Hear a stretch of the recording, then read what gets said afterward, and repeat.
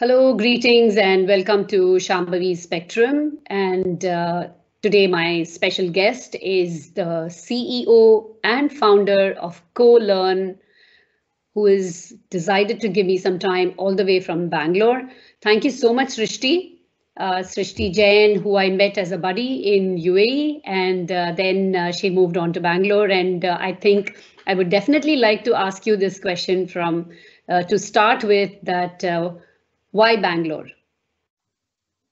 Uh, Hi, Shambhavi, and glad to be here. Thank you so much for giving me this opportunity. Now, why Bangalore? First of all, Bangalore is the startup hub. Bangalore has that vibrant community where, everybody helps everybody out. And, every single person either is himself an entrepreneur or he or she desires to be an entrepreneur. So that kind of ecosystem, it's very tough to find, and that's why Bangalore. And secondly, I belong to Bangalore. My folks stay in Bangalore, so the whole help system, the whole support system was there. So So that's that's why. great. So Bangalore with a little bit of a personal pride as well. Very nice. So did you know when you were in UAE that you were going to go and do a startup? Did you have any such plans? So just to give my background, I mean, I have worked in investment banking for 11 years before starting up. And during my initial years, I worked with a lot of startups. And those startups, some of them have become unicorns now. Wow. So, so always, there was this desire to be on the other side of the table. And, always I wanted to do this thing. And then when we decided to come back to Bangalore, this was the first choice. Thank you so much for sharing that, and I can feel your excitement. The fact that the startups which you supported have gone places now. I can see that, and it's I think there is so much to speak about CoLearn itself as to how where you have taken the organization and the way you started. Tell me a little bit about your academic background. You said you were in banking working with startup. Tell me a little bit about your academic, and I know you're a qualified CFA. Tell me more about that and anything else you want to add about your academic, which kind of supported your this journey towards your entrepreneurial venture. Sure. So I started I did my first MBA in 2008. And, from direct from the campus, I got placed in a boutique investment bank, front-end investment banking. And I stayed there for a couple of years, like 3.5 years, and then joined Deloitte Corporate Finance, which is the quote unquote investment banking arm of Deloitte. And I was there, again for 3.5, 4 years. And then I shifted back to Dubai, and I worked in a company called Almasa. And then I, also, and from there, my boss, moved on, and he started his own company called Catalyst. So I worked there. So these are my four companies where I worked. In terms of academics, I have been a lifelong learner, and I've never stopped learning, in the all through my age. Like, my first MBA was in 2008. Then I did my CFA. I am a qualified, certified CFA charter holder. I have done my CAIA, which is alternate investments. I also did a 1 year postgraduate program with UCLA Anderson School of Management, and that sort of gave me a push and gave me, busted lots of my myths and gave me some kind of, encouragement to start my own startup. So let's come to CoLearn and tell me more about it. As how long has the organization been in existence now? So the idea came up in the month of October 2019, and then we were figuring it out, and we all that how to start it, and in 2019 December itself, we left our jobs and then started this. And so initial part of CoLearn was that we wanted to do very offbeat courses. Some courses were like, build your own speakers and learn the maths and the acoustics part of it, which were not happening in India. So we did those kind of, we could find only one person in Ahmedabad who could do that. And and this way we thought that, these kinds of courses will work on the platform. We onboarded 29 trainers by March. and we did couple of demo rounds and couple of we visited schools and schools and asked them to have a summer camp and a boot camp sort of thing. But what happened was that then suddenly COVID happened, and all the schools who agreed to give us the slot for summer camp, they called us even before the lockdowns were announced and said that no, we will not be able to do it this year. So we, as a team, it was a newly formed team, and we couldn't, sit even for 20 days initially during that lockdown, that thinking that let's just wait and watch. So what we did was immediately went back to our trainers and asked them to develop modules which are, which are suitable for online audience. And we were the first one amongst all the Indian companies or edtech platforms to go online even before the lockdowns were announced, and which actually gave us a lot of early movers advantage.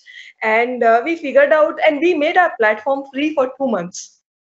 So what yeah, so one was, it was our support to the COVID COVID fighting community, but secondly, it also gave us basically a platform to test our products, to see which products are working, where the things are happening, and at the same time, hello.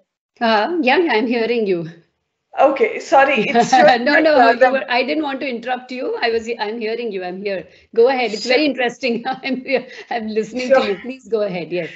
Sure. So it gave us the time to check our platform and to see whether these products are selling.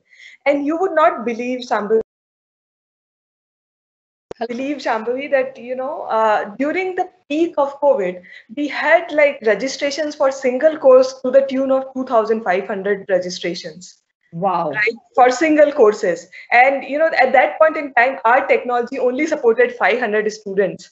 So we had like 500 stop, at 500 hard stop. So there were, those were the times when we figured out that our products were adding some value to the customer. There were customers or learners who would keep coming for 5 or 7 or 15 or 20 of our courses. We would recognize them whenever they will be appearing on the screen. So then we went back that, okay, our product is working, our product has some value to it, let's monetize it. Right. And in the month of late April and early May, we started monetizing our product. And it took a while to do the price discovery, because we also didn't know these were offbeat courses. There was no proof of concept. There was no evidence that whether it would work or not. But yeah, I mean, with God's grace and with all the trainers who supported us with our half-baked stories, we are doing fairly well.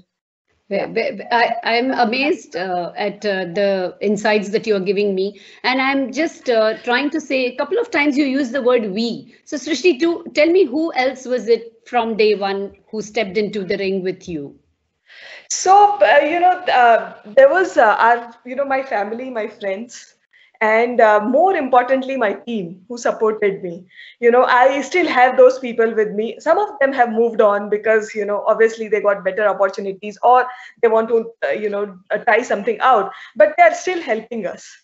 Right. All of them are. So that's we for us. And, one thing which now, last but not the least, all the trainers. Shambhavi, when we started, we didn't know where we were going and which courses would fly and how do we present it. But all of my trainers, and hats off to them, that, they developed such nice courses. They were always available for doubt solving. They went out of their way to help us, to help our students. And those are, in our spectrum, we. So I was going through your website and I just saw that you have 80 plus courses, and you have a broad spectrum, right from, UI, UX to designing, and to, I think there was a DJ course. Yes. Plus your forte seems to have been cricket somewhere along the way, which you have a couple of courses. So tell me, how did these happen? What was the course that you started with, and then how did this grow into this kind of a portfolio?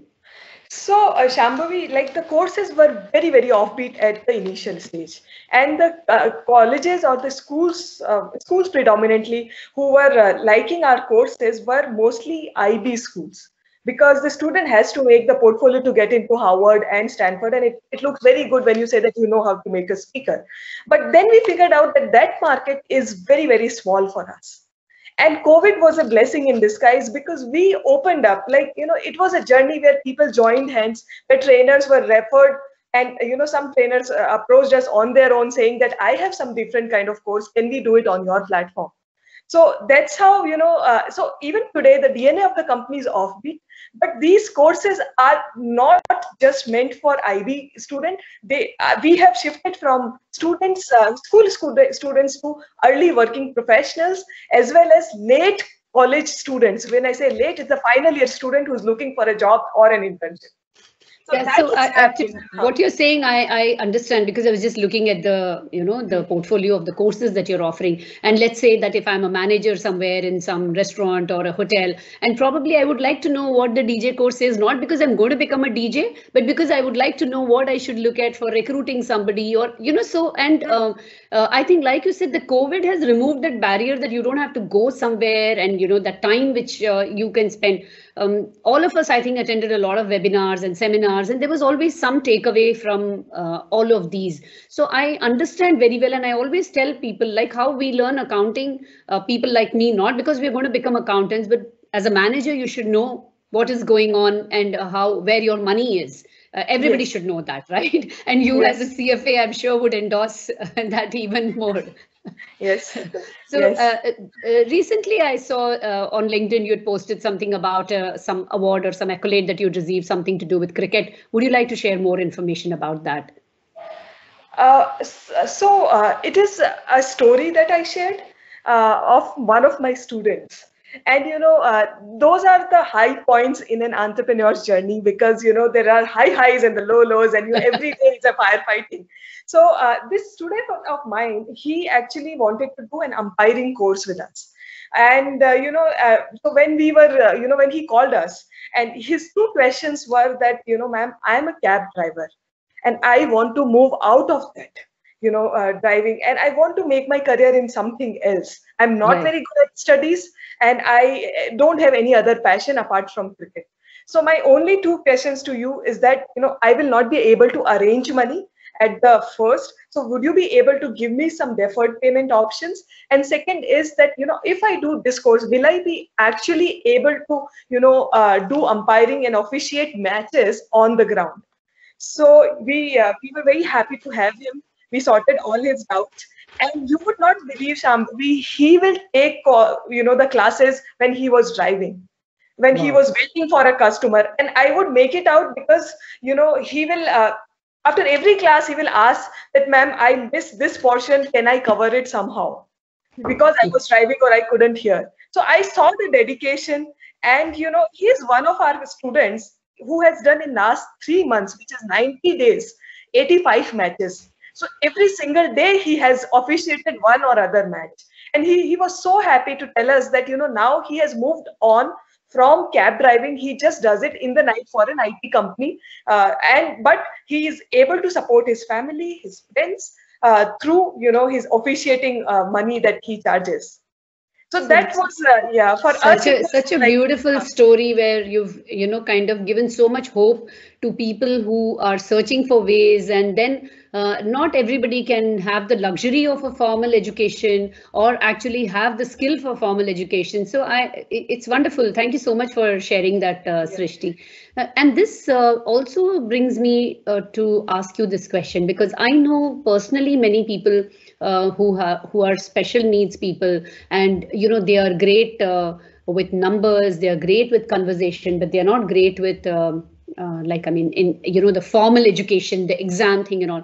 Do you think that you have something to offer to them right away, or do you think there is something these courses can benefit them also? What is your take on that? Again, just going back to my courses, we don't differentiate people in terms of any challenges or special needs that they have.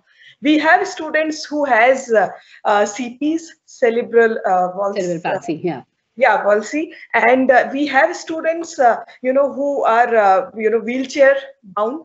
Yeah. And one of our students who came for again umpiring course, he's world's first wheelchair umpire. He has gotten some award as well because of that. So, and I kudos to my trainer who did not help him on from the classes point of view. He actually gave him personal training on the ground as well. So we don't do, huh? Yeah, it's a whole new world which is being opened, and definitely coming to a classroom atmosphere, and then learning, then going to the ground would be a challenge, because in terms of physical also there's only so much energy and strength which each person has. So this, I think, the online platform that you're providing them, and then taking it offline, and your trainer, kudos to you, and I hope that there is a lot of more good stories which you will be sharing with us in the future as you grow. One more story which is very close to my heart, Shambhavi, which I really want to share is that, one of my courses about learning Tableau. Okay, Tableau is basically a data visualization software, and you can it is used mostly in analytics firms, like everywhere wherever analytics is used. It can be finance, it can be FMCG, it can be cricket, it can be anywhere. So now we had this student, and I would not like to name him right now, but this student of ours came to us and said that it's been 2 years. He had met with an accident, and he was chucked out of his previous job. And it's been 2 years, none of the companies are hiring him. And one of his ex-managers told him that why can't we should do Tableau, and there are a lot of opportunities coming up now. And he said that again, he would like to give his 100%, but at that point in time, he didn't know even how to spell Tableau. Okay, and we just took him like any other student. What we saw was he was much more dedicated than the rest of the students, and he would make it a point to learn everything, ask a lot of questions, even follow trainers after the course as well, and would not believe this course was for one month. And our student got placed in PepsiCo before even the course ended. And he, in front of everybody, and he had tears in the eyes when we had our finale ceremony, saying that, you guys don't know me. It's been 2 years. I haven't been, I haven't been gainfully employed anywhere, and I didn't know what Tableau was. But then, all the Colon team, the instructors, everybody, the training assistant have helped him so much that, he made it to that. And today he has joined there as a deputy manager. Fantastic. Congratulations on such wonderful achievements for you, for the team, for the trainers, for the students in such a short time. And I'm sure there are many other stories along with this. So one thing which is clearly stands for me, and being an academician myself, is the bond between the student and the teacher is something which is very sacred and which will continue online, offline. It doesn't make any difference. Would you say that is? I truly agree. One more thing, which was our thought process when we started this was that every time in the whole of our school life or college life, we had one teacher who went out of his way to help us. Like, we still remember him, and our hearts feel they are filled with so much of gratitude for that teacher, right? And we wanted Poland to be that platform. And with God grace, all our trainers are like that. They go out of their way to help the student, whether it is taking a call at 11 o'clock in the night, or giving them extra classes, or giving them pep talks before the interviews as well. So yes, that bond is secret. Yeah. Wonderful. It's so wonderful to hear this. So tell me, you've been telling me about various courses, about how much time they take. And so on an average, what kind of course do you have? I mean, what is the minimum and what is the maximum course duration that you have? So we have courses from, ranging from 2 weeks. So if I have to put it in hours, so let's just go back. Yeah, so 2 weeks means how many hours? That's what I would have asked you. Exactly. Yeah, so we have courses ranging from 10 hours to 65 hours. Okay. So we divide them in, say if it's a 65-hour course, it's a mix of 6 or 7 courses together, right? And we sell it as a complete solution, as a bundled course. And if it is a 10-hour course, it's a micro course. One thing which we have made sure is that all our classes are live. We do provide recordings in case you miss the class. But what we have figured out is that if there is a live engagement, if the trainer is able to handhold you and connect you live, then the acceptance and the engagement and even the the learning is immense. Right, right. Yeah. And that's what, so while asynchronous and synchronous teaching has been the area of much discussion this year, and but the fact that you're saying that right now you are able to use the method whereby the instructors are live, and they are able to kind of engage with the audience. So what does a normal class strength look like? An average class strength? It depends. It depends on the course. If the course is really technical, we will not take more than 5 people. But in our other courses at Max, we have taken 40 students. And if we do webinars for companies and for institutions, we take around 100 students. Okay, so depending on what the intensity or how much, what is the knowledge foundation, which one you are building up on. And this is actually a prerogative of the trainer. So he will decide that, how much, how many students he can do justice with, and he can be able to give his best shot. So we don't interfere in that. Right. Do you mind sharing with me what platform are you using for this, or the technical platform that you're using for this? So we use Zoom for conducting the classes. We use Kahoot for quizzes. Right. We also use, our drives for certain other things like sharing the videos and all. Right. Okay. So now you don't have a model of where they can come back and so there's no self-learning kind of courses as such till now. You don't have it. Till now we don't have it. We are moving towards the hybrid model for some of the courses which we can do it. So we have, over the years, like over the last 1.5 years, we have figured out that some of the courses with a hybrid model should work. Right. But at the same time, we will launch it and we will know whether it is working or not. But the team is motivated enough to launch a couple of those courses. Yeah, but like you said, even with the umpiring courses, the fact that what works in a hybrid model is the fact that people can, listen, watch it at their own time. Instead of just being in the class all the time, which is happening to us as faculty. We record our lessons now, whatever we are teaching, and then the advantage in that is the student, if they miss or there's a technical glitch, and sometimes they are sharing their laptops with the other siblings and things like that, so they can listen again later on to the lecture. So it reinforces. So we do that for all. So you're sharing. Yeah, you said you're sharing the recordings in any case. We are sharing the recordings, but it's just that ours is not only self-learning where you can just pay for a course and you can just start watching them. But I think in those courses, the involvement has to be very high for people to be, because the attrition rate is very high in courses where you're doing by yourself. Yes. I've got some paid courses which I've not had time to look back into it because there is no accountability or anything like that. Yes, and what we figured out was that you have to be very, very self-motivated to do those courses. Yes. Coursera and Udemy have less than 10% convergence, and we have 99.99% convergence in our courses. So at the end or the culmination of the course brings there is a certificate which is awarded, and so have you established with some body who are some no.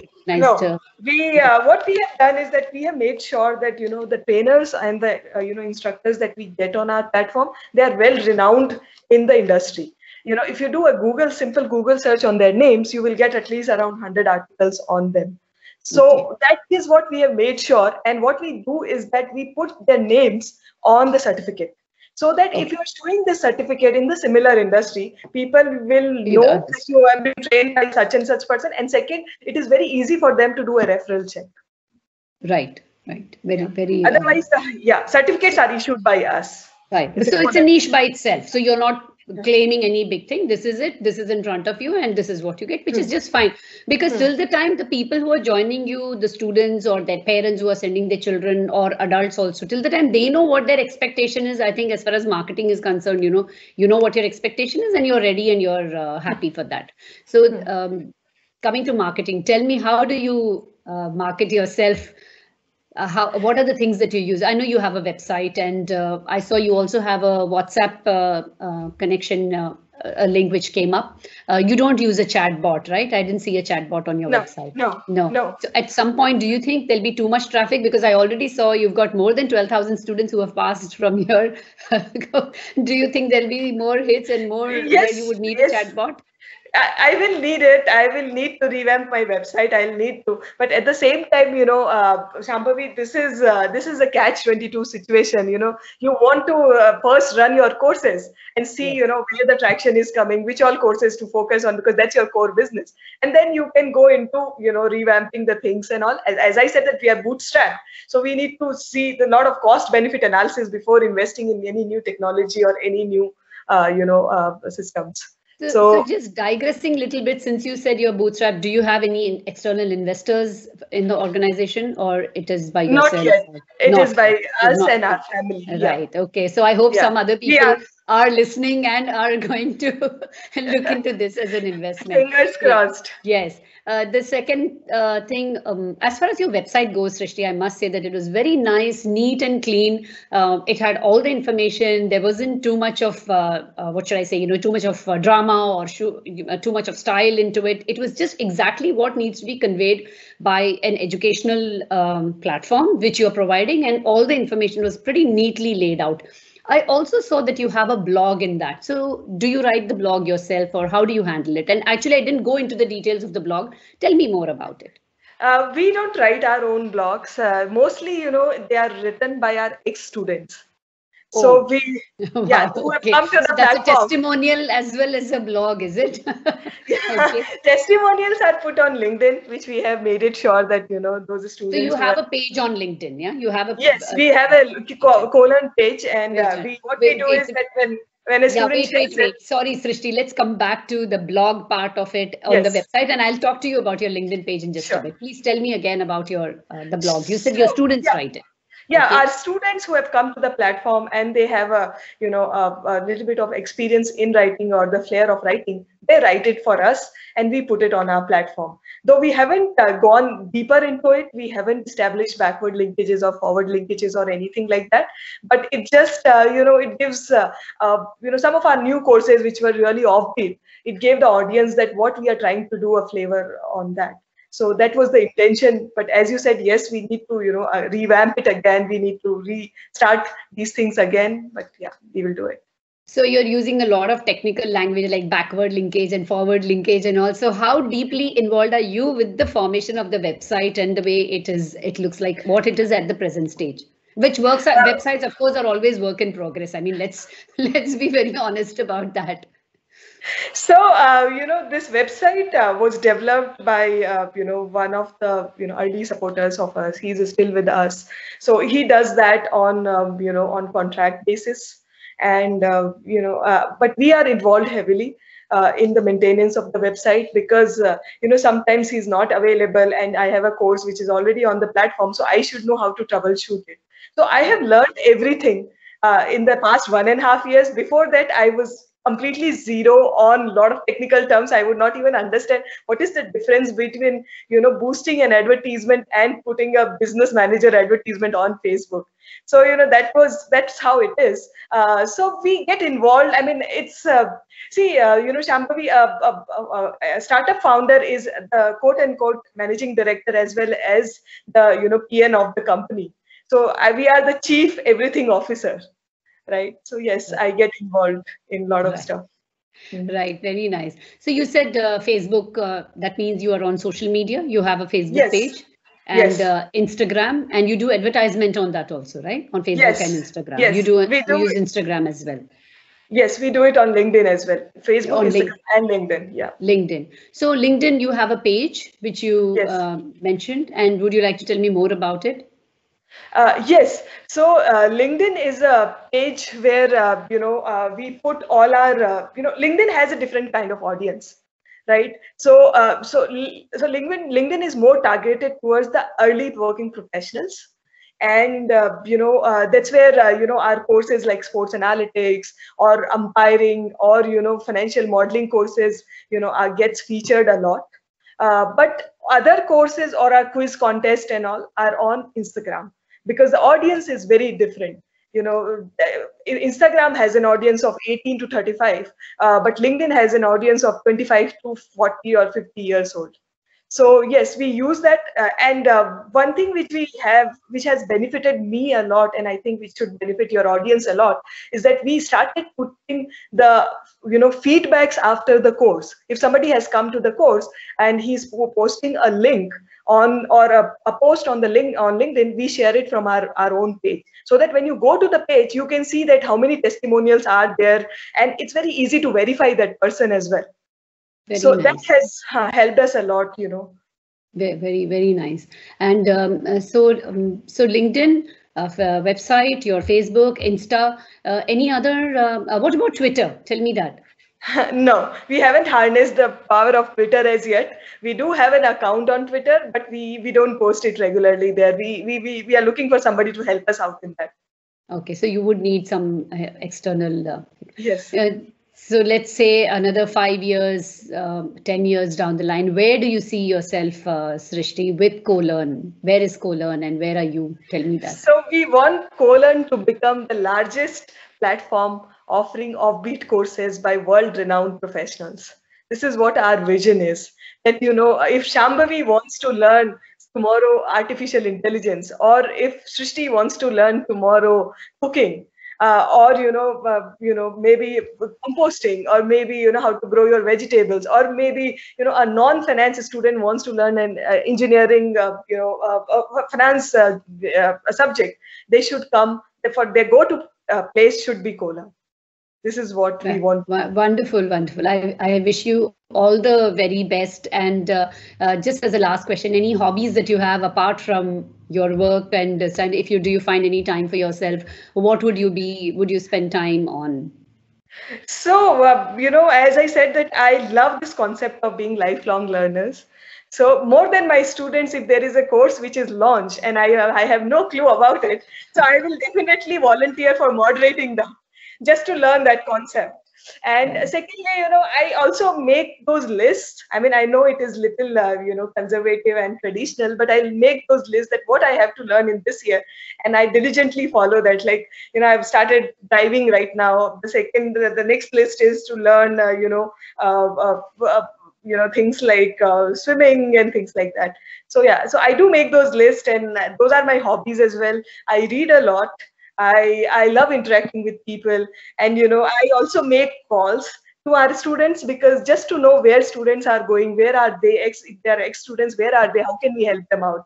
And one motto of CoLearn is that if a student has come on our platform once, we will make sure that he or she is delighted. If that means that we need to go out of our way to help him or her out, we will definitely do it. So, that is. I think what you are saying that you would like to do, you're already doing that. You've shared those stories and those insights of how you have helped people. And one of the most important things about business is that people forget their customers somewhere in trying to grow, but you want to keep your focus on your students. So I'm sure the way ahead is just full bright and clear for you, Srishti, because your customers are absolutely your focus. I would probably be having entrepreneurs and audience which comprises of students. Is there some message that you would like to give them? Something which you follow as a rule for yourself, anything, not necessarily motivational, but something which you think you believe in and which you would like to share? Yes, my first advice would be that just be curious. Just be curious and explore this world. Go out of your comfort zone, because once you have gone out of your comfort zone, there is always so much of delight and so much of learning is there. So just be a lifelong learner. There is nothing impossible in this world. Just be curious and give your 100% to whatever you do. That's it. Thank you so much. It's been wonderful. And I didn't even know where the time went by. I don't know if you realized, but we've spent a lot of time together, and it's been so exciting talking to you, and we'll continue this conversation offline. I hope for more of such conversations, please like, subscribe, and share the channel. Thank you so much, Srishti, and I'll meet you again one more time, and from when you've moved on to a next stage rather than where you are as in Bootstrap. No more strap. We'll remove all those barriers. Wishing you all the very best. Thank you so much. Thank you.